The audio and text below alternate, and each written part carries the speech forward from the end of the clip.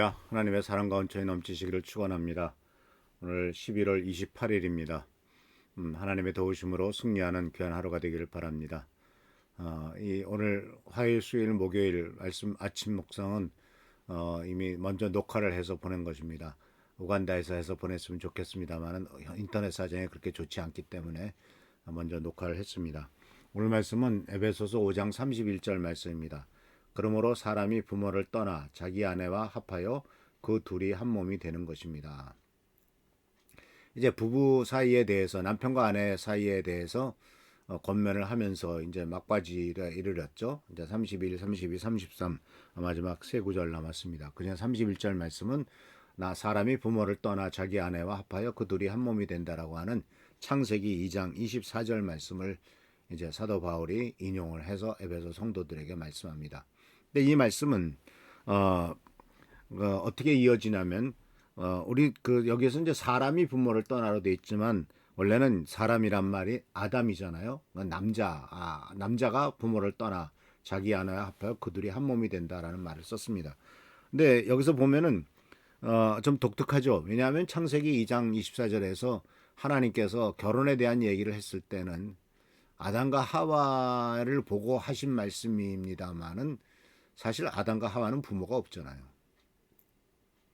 육신의 부모가 없단 말입니다. 하나님이 창조를 하신 거죠.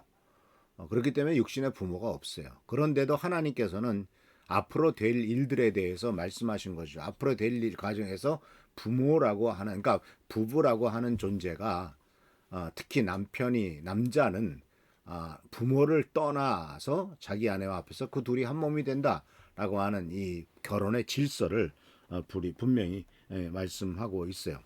그래서 이 말씀 속에서 보면 이제 떠난다는 것과 함께 둘이 한 몸이 된다라고 하는 합하여 둘이 한 몸이 된다라는 말을 썼는데 우리가 알다시피 하나님이 인간을 창조하실 때 아담을 먼저 창조하시고 그 다음에 하와를 만드셨죠. 그런데 그 하와는 우리가 다 알고 있는 대로 아담을 잠들게 한 다음에 죽고 거의 성경에 잠들다 하는 말은 죽었다라는 뜻과도 다름없습니다. 거의 죽은 것과 같은 아담에게서 갈비뼈 하나를 뽑아내 가지고 그 뼈로 바로 하와를 만드셨다라고 이렇게 성경은 기록되어 있는 것을 보게 됩니다. 그래서 잠든 사이에 주 하나님이 그 남자의 갈비뼈 하나를 뽑고 그 자리는 살로 채우셨다. 그리고 남자에게서 뽑아낸 갈비뼈로 여자를 만드셨다라고 하는 기록이 나옵니다. 그래서 이것이 결국은 한 몸이었다는 얘기죠. 그 뽑아낸 남자의 갈비뼈에서 만들어진 것이니까요. 그러니까 원래는 한 사람이었는데 남자와 여자로 만들었다라고 이렇게 성경은 기록되어 있습니다. 그런데 결국 그렇기 때문에 아내와 결합하는 것은 다시 한 몸을 이루는 것이다라고 분명히 말씀하고 있어요. 그런데 이 한 몸을 이룬다라고 하는 말은 이 결혼의 의미를 강조하죠. 그래서 남편과 아내는 결혼을 통해서 둘이 하나가 되는 것이고 서로를 동반자로서 아끼고 존중해야 한다는 의미를 내포하고 있는 거죠. 그래서 사실 결혼의 깊은 의미를 보면 이제 결혼하기 전에는 서로를 바라보지만 결혼한 다음에는 이제 한 몸이기 때문에 같은 방향을 바라봐야 되죠. 그리고 또한 이 말씀 속에서 먼저 부모를 떠나라라는 말을 얘기하죠. 부모로부터의 다양한 독립성을 말하고 있죠. 먼저는 제일 중요한 것은 정신적인 독립이죠. 부모를 떠나지 못하고 계속 부모의 품 안에 있는 것을 캥거루족이라고도 말하기도 하고 또는 어른이 돼서 자라지 못하는 것을 피터팬 신드롬이라고도 이렇게 얘기도 합니다. 이런 것들은 아주 답답하죠. 부모를 떠나야 되고 부모뿐만 아니라 가족으로부터도 독립돼야 됩니다. 어떤 남자는 바로 누나가 굉장히 많이 돌봐줬고 어렸을 때부터 누나를 의지하고 살다 보니까 결혼한 다음에도 아내와 같이 의지하고 살아가야 되는데 오히려 문제가 생기면 누나를 찾아가서 누나에게 도움을 받고 이런 문제가 생겼을 때는 그 가정이 상당히 심각한 어려움이 빠지게 되는 것을 보게 됩니다. 그래서 이제 결혼하게 되면은 그 결혼한 한 부부 사이에는 어떤 것도 끼어들 수가 없죠. 심지어 결혼해서 애를 낳지만 그 애도 부부 사이에 끼어들 수는 없습니다. 그 태어난 어린아이는 독립적인 존재입니다. 둘이 결혼해서 만들어냈고 하나님이 주신 선물이지만 그 선물이 부부 사이를 비집고 들어올 수는 없어요. 왜냐하면 생각해 보세요. 어렸을 때는 어쩔 수 없이 같이 키워야 되지만 때가 되면 걔도 자라서 다 떠나잖아요. 그리고 그 자기도 가정을 이루어서 살아가잖아요. 부모를 떠나는 거죠. 역시 그렇기 때문에 이 세상에서도 유일한 관계는 부부 관계이고, 그리고 이 부부 관계 사이에 끼어들 수 있는 존재는 아무것도 없음을 성경은 얘기를 하고 있습니다.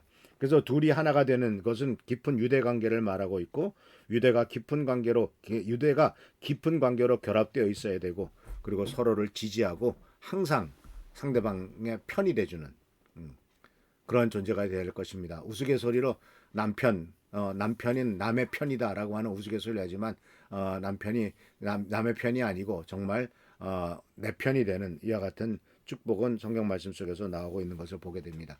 그래서 또 한 가지는 이제 25절 말씀에 보면, 창세기 2장 25절 말씀에 보면은 둘 다 벌거벗고 있었으나 부끄러워하지 않았다라는 말이 있습니다. 이것은 서로에게 부끄러운 일이 없어야 된다는 것도 되고, 이 관계의 아주 투명함, 모든 것이 다 노출됨, 이런 것들을 발견할 수가 있죠. 그래서 하나도 부끄럽지 않은 그와 같은 관계가 되는 것이 중요하죠. 이것은 아내가 알아서는 안 돼. 이것은 남편이 알아서는 안 돼. 이런 일들이 있다면 그것은 뭔가 부끄러운 것이 있었기 때문이 아닌가, 이렇게 생각하게 됩니다. 근데 결국은 이 참 그 다음에 이제 이어지는 3장에 나오는 말씀에 보면은 아담과 하와가 그 선악과를 따먹잖아요. 그리고 따먹은 다음에 바로 깨달은 것은 바로 뭐냐면은 부끄러움이었습니다. 수치였습니다. 자기들이 벗은 몸이란 것을 알게 됩니다. 근데 이것은 참 문제죠. 뭐가 생각나냐면, 그들이 하나님께서 명령하시고 금지하신 선악과를 따먹고 난 다음에 눈이 밝아졌을 때 느낀 것은 자기네들의 수치란 말이죠. 그러니까 하나님의 명령을 어겼다라고 하는 죄책감을 느낀 것은 아니고 수치심을 느낀 거죠. 이것을 상당히 생각해 볼 부분이 굉장히 많습니다. 사실은 하나님 앞에서 옳지 않았구나, 하나님의 명령에 불순종했구나라는 것에 대한 죄책감을 느끼면서 용서를 빌어야 되는데, 수치심을 느끼면서 하나님으로부터 도망을 치는 것, 이것이 바로 인간의 한계이고, 하나님을 제대로 만나지 못했을 때 생기는 중요한 일인 것을 보게 됩니다. 이것은 좀 많이 생각해 보아야 될 부분들이 있습니다. 그래서 주님께서는 우리들에게 이와 같이 부부 관계는 수치심이 없다, 그리고 또 하나다, 그렇지만 독립적이다, 부모로부터 떠나야 되니까, 이런 모습들을 우리들이 배우면서 정말 이 에베소서 5장 31절은 결혼의 의미를 부각하고 부부간의 동반자로서의 관계를 강조하고, 또 결혼이 예수 그리스도와 교회와의 관계를 반영하는 중요한 비유다라는 사실을 기억하시면서, 사람이 부모를 떠나 자기 아내와 합하여 그들이 한 몸이 되는 것, 이것이 바로 결혼이다라는 사실을 기억하시면서 주님의 은총 가운데 승리하는 우리 모두가 되기를 축원합니다. 할렐루야, 축복합니다. 기도하겠습니다. 오늘도 주께서 함께 하시는 은혜를 감사를 드립니다. 하나님의 도우심으로 우리는 항상 승리합니다.